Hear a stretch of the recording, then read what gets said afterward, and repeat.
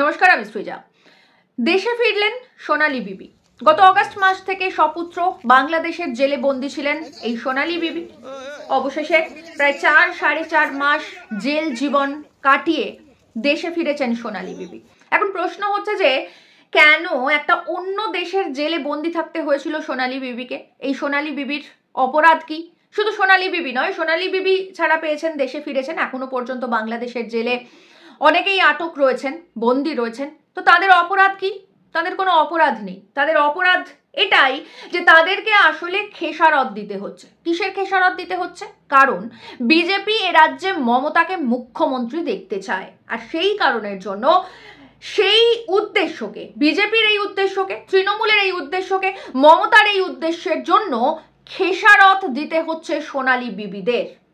তার প্রথম কারণ হচ্ছে সোনালী বিবির কাছে বা সোনালী বিবিদের মতন এরকম অসংখ্য মানুষের কাছে সম্পূর্ণ ভারতীয় পরিচয় ছিল, সমস্ত ডকুমেন্ট ছিল। আমি বলছি না, আজকে চন্দ্রিমা ভট্টাচার্য তিনি সাংবাদিক বৈঠক করেছেন, তিনি বলেছেন, অভিষেক ব্যানার্জি বলেছেন, এবং তারা এটাকে বিরাট বড় একটা জয় হিসেবে দেখছেন। কেন না সোনালী বিবি দেশে ফিরছে। কিন্তু এই চন্দ্রিমা ভট্টাচার্য, এই অভিষেক ব্যানার্জি এবং এই মমতা ব্যানার্জির কাছে প্রশ্ন, সোনালী বিবিদের জেলে যেতে হচ্ছে কেন? কারণ বিজেপি এ রাজ্যে ক্ষমতায় আসতে চায়, অন্তত পক্ষে বিজেপি নেতৃত্ব এভাবেই আমাদেরকে জানায়। বিজেপি এ রাজ্যে সরকার করতে চায়, এরকমই জানায় এ রাজ্যের যারা বিজেপি নেতৃত্ব তারা, এই যেমন শুভেন্দু অধিকারী, সুকান্ত মজুমদাররা। কিন্তু যেখানে এ রাজ্যে মাত্র আর কয়েক মাস পরে বিধানসভা ভোট, তার আগে হঠাৎ করে এভাবে এ রাজ্যের মানুষকে, এ রাজ্যের বাঙালিকে কেন বিজেপি শাসিত সমস্ত রাজ্যে অত্যাচারিত হতে হচ্ছে, এই প্রশ্ন আপনাদের মনে জাগে না? যেখানে বিজেপি এ রাজ্যে ক্ষমতায় আসতে চায়, যেখানে বিজেপি এ রাজ্যে সরকার করতে চায়, সেখানে বিজেপি কেন ইচ্ছা করে, জোর করে নিজেদের গায়ে বাঙালি বিদ্বেষী তকমা লাগাচ্ছে? আপনাদের মনে এই প্রশ্ন আসে না? আপনাদের দেখে অদ্ভুত লাগে না পুরো সিচুয়েশনটা? যেখানে ভোটের আগে বিহারে 10,000 টাকা করে ব্রাইব দেওয়া হয়, সেখানে এ রাজ্যে বাংলায় যখন বিজেপি ক্ষমতায় আসতে চায় তখন তারা বাঙালি বিদ্বেষী তকমা গায়ে চড়িয়ে নেয়, ইচ্ছা করে জোর করে গায়ে চড়িয়ে নেয়। কেন এটা? তার কারণ হচ্ছে বিজেপি এ রাজ্যে কোনোদিন ক্ষমতায় আসবে না, সেটা বিজেপি জানে। বিজেপি এ রাজ্যে মুখ্যমন্ত্রী মমতাকে করতে চায়, আর সেই কারণের জন্য ইচ্ছা করে এই বাঙালি বিদ্বেষী তকমা নিজেদের গায়ে লাগায়, আর সেই কারণের জন্য, সেই কারণের খেসারত দিতে হচ্ছে সোনালী বিবিদের।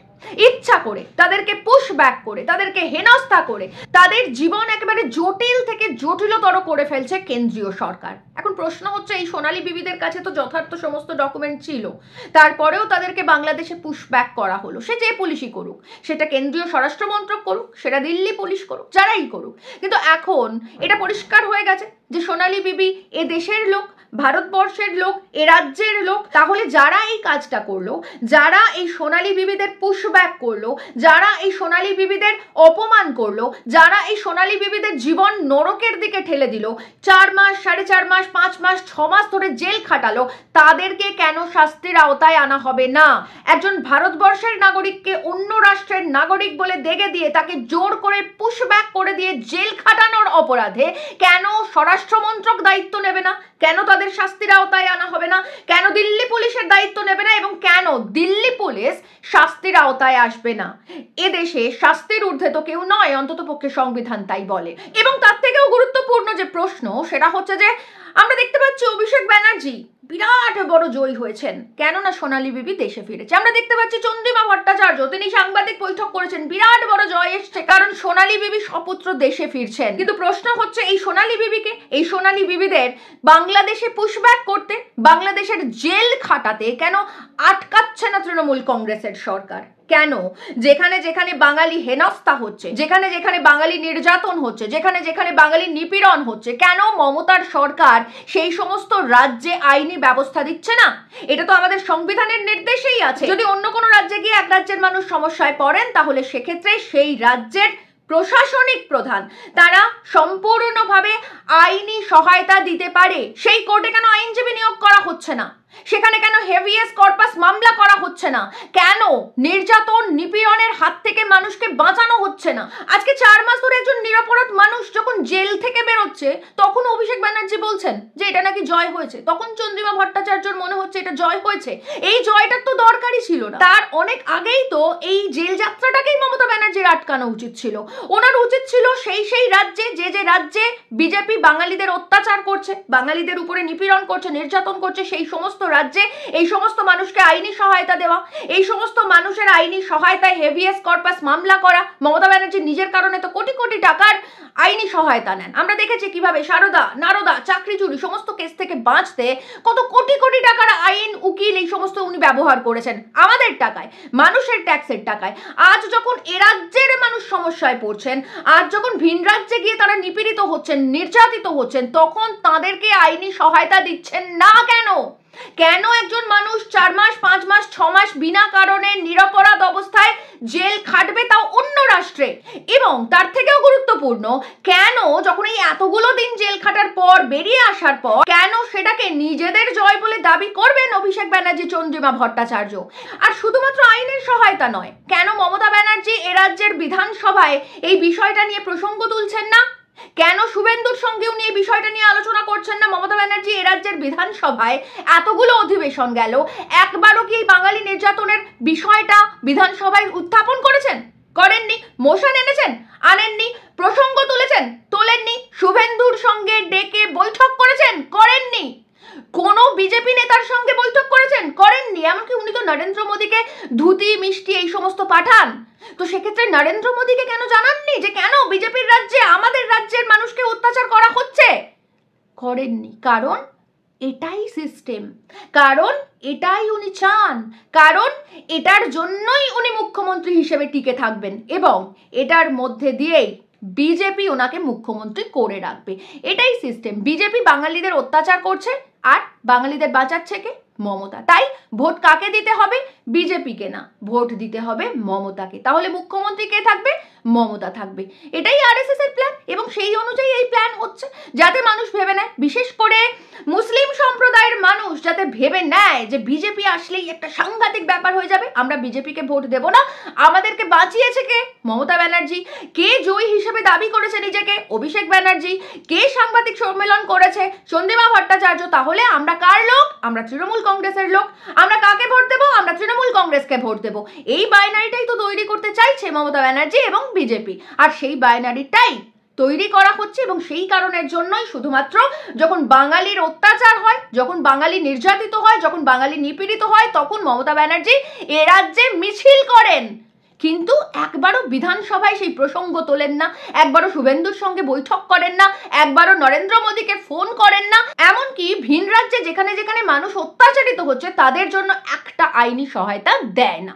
এবার আসছে তার থেকেও গুরুত্বপূর্ণ প্রশ্নে, এই যে এ রাজ্যে লক্ষ লক্ষ কোটি কোটি বাংলাদেশি রয়েছে, এ রাজ্যে লক্ষ লক্ষ কোটি কোটি অবৈধ অনুপ্রবেশকারী রয়েছে, এ রাজ্যটা নাকি বাংলাদেশি আর রোহিঙ্গাতে ভরে গেছে। এই যে প্রচার, এই প্রচার দিনের পর দিন কে করেছে কেন্দ্রের সামনে? কে জানিয়েছে গোটা ভারতবর্ষকে যে পশ্চিমবঙ্গটা আসলেই অবৈধ অনুপ্রবেশকারীতে ভরে গেছে এবং পশ্চিমবঙ্গের ভোটার মানেই তারা বাংলাদেশি? এই ধারণা গোটা ভারতবর্ষের মানুষের কাছে এস্টাবলিশ করেছেন মমতা ব্যানার্জি। দিনের পর দিন তিনি যতদিন সাংসদ ছিলেন কেন্দ্রে, এ রাজ্যের জন্য আর কোনো সমস্যা ছিল না, একমাত্র সমস্যা ছিল অবৈধ অনুপ্রবেশ। এবং গোটা পশ্চিমবঙ্গের সমস্ত মানুষ নাকি অবৈধ অনুপ্রবেশ করেছে এবং সেই সমস্ত অবৈধ অনুপ্রবেশকারীরা কি শুধুমাত্র বামফ্রন্ট সরকারকে ভোট দেয়, তাই তিনি ভোটে জিততে পারছেন না। এটা দিনের পর দিন বলে বলে বলে বলে উনি এস্টাবলিশ করেছেন। 2005 সালে উনি অবৈধ অনুপ্রবেশকারীর একটা এত বড় লিস্টের তারা স্পিকারের দিকে ছুঁড়ে পর্যন্ত দিয়েছিলেন, সেই দৃশ্য নিশ্চয়ই আপনাদের মনে আছে। কিন্তু আজকে তথ্য কি বলছে? আজকে তথ্য বলছে গোটা 10 কোটি জনসংখ্যার মধ্যে নাকি মাত্র 186 জন বাংলাদেশি। কিন্তু তাহলে মমতা ব্যানার্জি যে লক্ষ লক্ষ মানুষের অবৈধ অনুপ্রবেশকারীদের যে লিস্ট 2005 সালে স্পিকারের দিকে ছুঁড়ে মেরেছিলেন, সেই লিস্ট কোথায়? সেই লিস্টের নামগুলো কোথায়? তারা কোথায় গেলেন, তারা কোথায় অন্তর্ধান হয়ে গেলেন? মমতা ব্যানার্জি এখন কেন সেই লিস্ট বার করছেন না? এবং অন্যদিকে এই যে বিজেপি অবৈধ অনুপ্রবেশকারী এবং কি সহজে কি অনায়াসে বাঙালিদের ঘুষপেটিয়া বলে দেখে দিচ্ছেন, এই বিজেপি যাদেরকে ঘুষপেটিয়া বলছেন সেই ঘুষপেটিয়া এই রাজ্যে ঢুকলো কি করে? 2014 থেকে 2025 11 বছর ধরে কেন্দ্রে ক্ষমতায় রয়েছে বিজেপির সরকার। আর কাঁটা তার কারা পাহারা দেয়? বিএসএফ। সেই বিএসএফ কাদের এজেন্সি? কেন্দ্রীয় সরকারের। এছাড়াও রাষ্ট্রের নিরাপত্তা রক্ষার দায়িত্ব কার? স্বরাষ্ট্র মন্ত্রকের। সেই স্বরাষ্ট্র মন্ত্রক কার? বিজেপির। তাহলে 2014 থেকে 2025 পর্যন্ত এত ঘুষপেটিয়া এ রাজ্যে ঢুকলো কি করে? একদিকে মমতা ব্যানার্জির এই অবৈধ অনুপ্রবেশকারী, বাংলাদেশি, রোহিঙ্গা এগুলো বলে বলে গোটা ভারতবর্ষের কাছে বাঙালির মান সম্মান দীর্ঘদিন ধরে উনি নষ্ট করেছেন। গোটা ভারতবর্ষের মানুষের কাছে উনি এস্টাবলিশ করেছেন বাঙালি মানে বাংলাদেশি।